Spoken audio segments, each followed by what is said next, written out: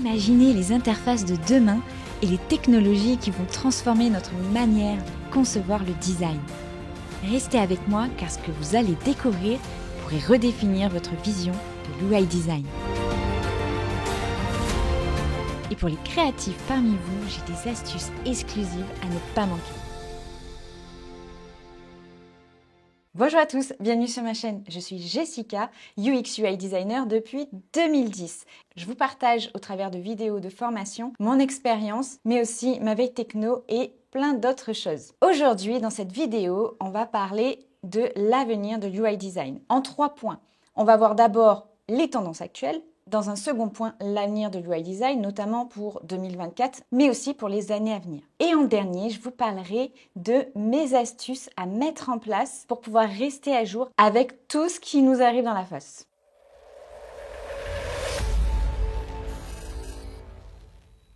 Donc déjà, pour commencer, les tendances actuelles au niveau de l'UI design. Nous allons parler déjà des interfaces sombres. Alors, en fait, c'est plus une tendance, mais plutôt une norme maintenant. Heureusement, avec Figma, c'est le meilleur outil de conception pour les UX UI designers. Et grâce aux variables, tu peux créer un mode sombre sur tous tes projets très rapidement. Alors attention, c'est comme tout, il va falloir connaître les bonnes pratiques pour pas que ça se transforme en usine à gaz. Donc si tu veux apprendre à utiliser correctement les variables sur Figma, sans perdre de temps à chercher différents tutos sur YouTube, tu peux suivre le lien dans la description pour rejoindre ma communauté dans ma formation. Deuxième tendance super importante, le glassmorphisme. Le glassmorphisme reste la tendance qui permet de créer en fait des interfaces utilisateurs qui sont avec un effet transparent, qui peuvent bien s'intégrer dans notre environnement. Donc du coup, c'est vraiment une tendance qui est utilisée pour tout ce qui est réalité augmentée. Donc là, c'est vraiment un style à prendre en main. Si ce n'est pas le cas, si tu ne l'as pas encore fait, je t'invite à aller voir une vidéo que j'avais faite, un tuto, pour pouvoir faire du glassmorphisme sur Figma. Le design inclusif aussi est désormais au cœur de nos préoccupations. Les micro-interactions. Maintenant, il est inimaginable de voir un site sans micro-interaction. En fait, ça change tout vraiment au niveau de l'expérience utilisateur. Là, on peut se lâcher en termes de créativité avec toutes les possibilités que l'on peut déjà faire. Maintenant, deuxième point, l'avenir de l'UI design. Bien sûr, l'intelligence artificielle et la réalité augmentée. Ce ne sont plus des concepts futuristes, mais il y a des points qui vont sortir de manière imminente et il y a des choses qui sont déjà là. On a vu un peu depuis la sortie de ChatGPT, en un an, toutes les évolutions qui ont été faites. Et là, bien sûr, ça fait à peine il y a un an. Et encore, je crois que c'était en janvier. C'est bleu.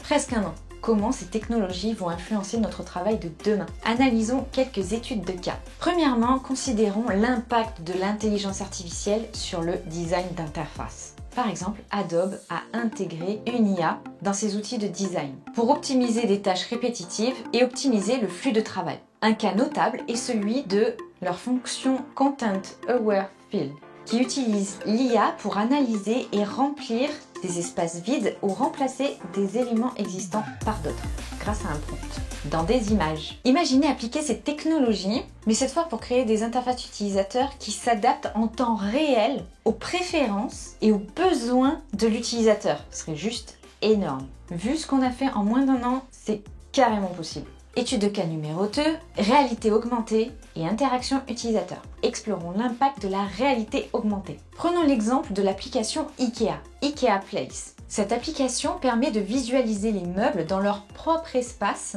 avant de faire leur achat. Ça permet d'illustrer comment la réalité augmentée peut transformer l'expérience utilisateur et la rendre vraiment plus immersive. Étude de cas numéro 3, IA et personnalisation de l'expérience utilisateur. Comment l'IA peut personnaliser l'expérience utilisateur? Prenons l'exemple de Spotify. C'est vraiment un très bon exemple avec son système de recommandation basé sur l'IA. En analysant vos habitudes d'écoute, elle va vous faire des propositions, des playlists personnalisées qui reflètent vraiment vos goûts. Cette approche pourrait être appliquée dans le design d'interface pour créer vraiment des expériences personnalisées. Ces outils du coup nous montrent que l'intelligence artificielle et la réalité augmentée ne sont pas des outils juste pour améliorer l'esthétique, mais vraiment des moyens puissants d'améliorer l'expérience utilisateur et surtout d'ouvrir de nouvelles voies au niveau de l'UI design. Alors, pour rester à jour en UI design, voici quelques astuces. Le premier, la veille technologique. Suivez des blogs, suivez des chaînes YouTube, suivez des forums spécialisés. Et aussi, je trouve ça intéressant, le fait d'être sur LinkedIn. Il y a pas mal de partages d'articles qui peuvent être intéressants. Donc au niveau veille technologique, c'est intéressant aussi. Deuxième astuce, la participation à des communautés. Rejoignez des réseaux, rejoignez des communautés pour pouvoir échanger des astuces, des idées, des retours d'expérience. Troisième point, l'expérimentation. Alors pour moi, c'est vraiment le point le plus important. Comme je le dis en fait dans ma formation, il faut mettre en pause et pratiquer. Si tu ne pratiques pas et juste que tu regardes la vidéo, tu as l'impression que, ok, c'est clair, tu te dis, ah ça y est, je sais. Mais si tu n'expérimentes pas, si tu ne pratiques pas de suite, tu ne vas pas l'intégrer en fait. Donc il faut vraiment pratiquer, pratiquer, pratiquer. Et surtout, il faut expérimenter de nouvelles techniques et des outils. L'apprentissage par la pratique est vraiment l'un des moyens les plus efficaces pour intégrer des nouvelles compétences. Et en plus, avec la sortie en 2024 de Vision Pro de Apple, il faut s'entraîner à créer dès maintenant des interfaces complètement responsives.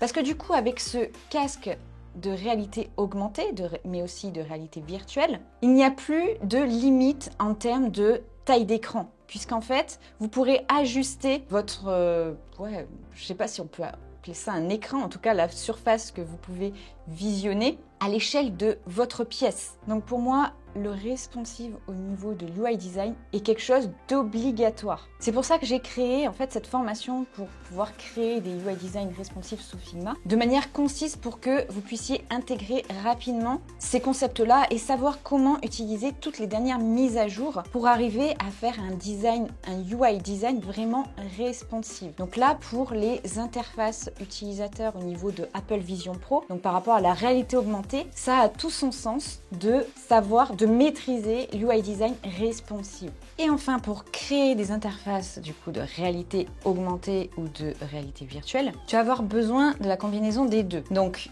le glassmorphisme et d'avoir des designs responsifs, des designs adaptatifs. Car comme je le disais, on n'a plus de limite en termes de taille d'écran. Et attention, le gros plus, c'est que Apple a déjà sorti en fait toute une librairie de composants sous Figma. Du coup, vous allez pouvoir commencer à créer des designs d'interface pour la réalité augmentée et notamment qui pourraient s'adresser au public qui auront la Vision Pro. Je te mets le lien vers la librairie dans la description. D'ailleurs, peut-être que tu le connais déjà, Bastille UI en fait s'est amusé à créer Tinder en réalité augmentée, justement à partir de cette librairie de composants sous Figma. Ça montre encore la puissance de Figma à ce niveau-là. Je t'invite à aller voir sa vidéo, elle est vraiment top, tu auras le lien dans la description. Ça te donne un aperçu de ce que tu peux commencer à faire pour pouvoir t'entraîner, pour créer des designs d'interface pour la réalité augmentée. Autre astuce, récupérer des feedbacks et des critiques. Soyez ouverts aux critiques constructives et surtout apprenez de vos pairs.